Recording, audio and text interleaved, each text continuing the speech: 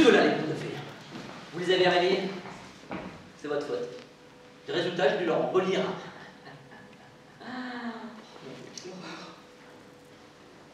Pire que le précédent. La Belle et la Bête. Non mais rien que le titre. La Belle et la Bête, y'a rien qui vous choque? Non, rien du tout. Personne. La Belle et la Bête. La Belle et la Bête. Des années et des années que vous nous gonflez avec l'égalité des sexes. Des années que vous voulez que la femme soit l'égale de l'homme. Et qu'est-ce qu'on donne à lire aux enfants? Un texte qui s'appelle La Belle et la Bête. Le seul truc qu'elle a de bien pour elle, c'est d'être belle. C'est pas la belle avocate, hein. C'est pas la belle professeure, ni même la belle secrétaire, non, c'est juste la belle.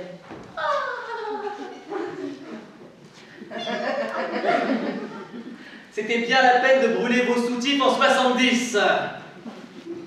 Et lui, il est bête. Non, je déconne. C'est la bête. D'ailleurs, la première fois que j'ai vu l'image, moi j'ai cru que c'était un conte portugais. Il a des poils juste. Désolé. La Belle et la Bête. Un conte abracadabrantesque, du grand n'importe quoi. Elle tombe amoureuse de la bête.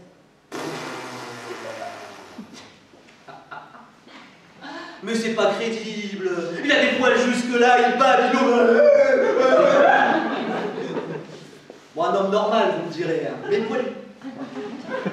Et elle tombe amoureuse de lui.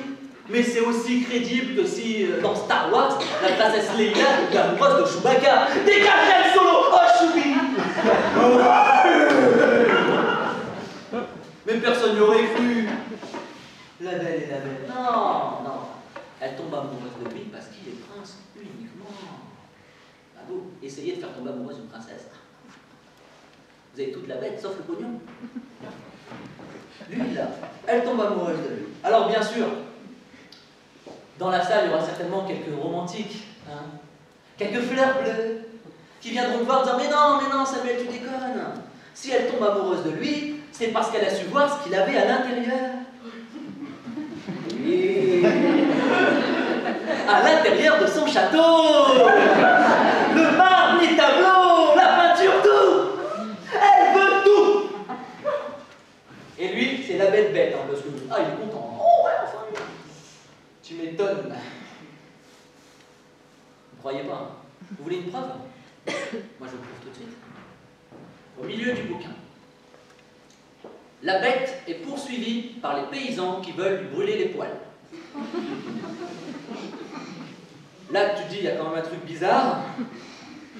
Il y a une belle qui est toute seule dans le château, et il y a un troupeau de paysans qui poursuivent une bête poilue. Loin de moi l'idée de critiquer les mœurs paysannes de la France profonde. Mais il me semble qu'à leur place, j'aurais profité de l'absence de la bête pour aller me taper la bête. Bah non, eux ils courent après la bête. Comme zoophile, peut-être. Je crois pas, c'est pas crédible, pas crédible. Bref.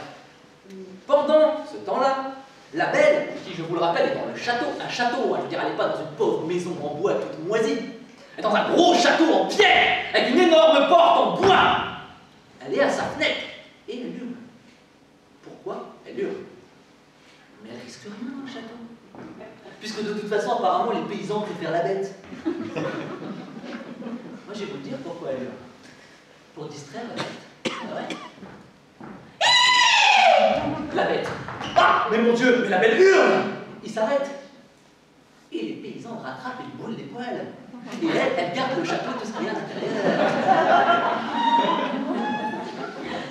Eh ouais, on me la fait pas, moi. Alors, je vais pas vous gâcher la fin, hein, mais elle l'épouse quand même. Hein.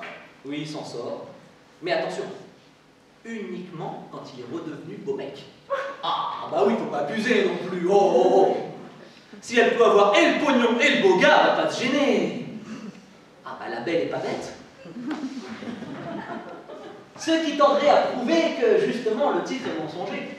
Elle n'est pas juste belle. Eh non, apparemment on peut être belle et intelligente dans les contes de fées.